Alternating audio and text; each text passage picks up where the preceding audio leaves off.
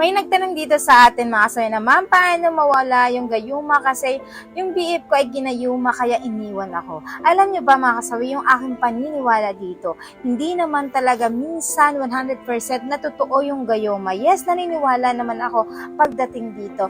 Pero minsan kasi is alibay na lang ito ng mga tao na nag-cheat. Kasi syempre sasabihin nila, "Alam mo ba, love, sobrang nai-inlove na ako sa kanya kasi dati hindi ko naman siya ganun ka-inlove. Pero ngayon, bakit ganito?